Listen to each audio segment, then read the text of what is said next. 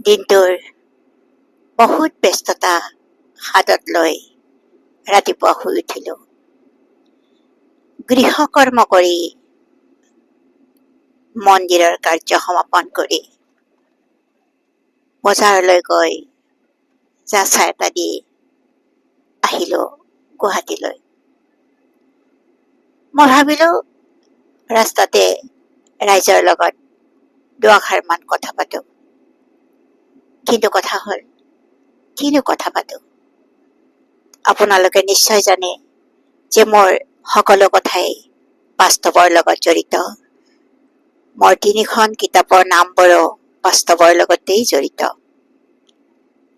আৰু বাস্তৱৰ লগত জড়িত এটা কথাই মই আজি আপোনালোকক ক'বলৈ ওলাইছোঁ। কথাটো হ'ল, মই যে আজি যাচা দিবলৈ গ'লো, সেই পৰিয়ালটো নলবাৰীৰে। আৰু সেই পৰিয়ালটোৰ লগত মোৰ এটা ঘনিষ্ঠ সম্পৰ্ক আছে। কিন্তু কথা হ'ল, সেই পৰিয়ালটোৰ যিজন বয়সস্থ মানুহ ঢুকাইছে, সেইদিনালৈকে তেখেত আছিল ঘৰৰ মুৰব্বী। ঘৰৰ মুৰব্বী নোহোৱা হোৱাৰ কাৰণে গোটেই ল'ৰা ছোৱালী, ঘৈণীয়েক, জোৱাই, নাতি নাতিনী, ভাগিন ভাগিনী সকলোৰে এটাই দুখ যে আমি কেনেকৈ চলিম।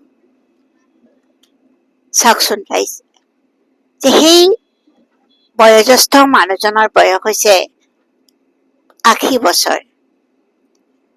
প্ৰায় 6 মাহ তেখেতসকলে তেখেতক সুস্থ কৰি তোলাৰ কাৰণে বহুত যুঁজিলে। বাহিৰলৈ নিলে, নলবাৰী নৱদ্বীপত চিকিৎসা কৰিলে, আৰু অৱশেষত গুৱাহাটীত ঢুকাল। গতিকে চাওকচোন যে মানুহৰ মনবিলাক কেনেকুৱা, এওঁলোকৰ মনবিলাক কিমান মৰমীয়াল, য'ত নেকি পৰিয়ালটো সেইকাৰণে সুখেৰে শান্তিৰে এতিয়াও আছে। আৰু আন কিছুমানৰ মনবিলাক কেনেকুৱা চাওকচোন, যে যেতিয়া ল'ৰা ছোৱালী স্বাৱলম্বী হয় তেতিয়া মাক দেউতাকক নালাগা হয়। স্বাৱলম্বী নালাগে, আজিকালি দেখা পাইছো যে ডিগ্ৰী পঢ়ি থকা ল'ৰা ছোৱালীৰ মাক দেউতাকক মানিব নোখোজে। সঁচা কৰি বহুত আশ্চৰ্যজনক কথা নহয়নে? যি মাক দেউতাকে ল'ৰা ছোৱালীক খুৱাই ধুৱাই ইমানখিনি ডাঙৰ কৰিলে, জ্ঞানৰ ভঁৰাল কৰি তুলিলে, সেই মাক দেউতাকে আকৌ ল'ৰা ছোৱালীয়ে বহুত বেয়া পোৱা হৈ যায়। চাওকচোন কিমান বেয়া লগা কথা। আচলতে যিটো পৰিয়ালত সন্তান বিলাকে মাক দেউতাক বৃদ্ধ হলেও বৃদ্ধ বুলি নাভাবি তেওঁলোকক সদায় মৰম চেনেহ কৰে, তেওঁলোকে আৰু ভগৱানক পূজা নকৰিলেও হয়।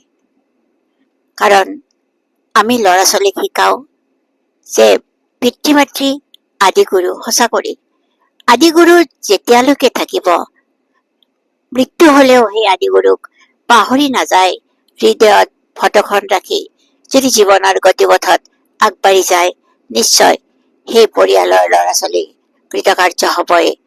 গতিকে মই আশা কৰো যে আমাৰ সমাজৰ প্ৰতিজন ল'ৰা ছোৱালীয়ে নিজৰ মাক দেউতাকক তেনেকুৱাকে ভাবক আৰু আগবাঢ়ি যাওক, তেওঁলোকৰ প্ৰতি সদায় শ্ৰদ্ধা ৰাখক। ধন্যবাদ।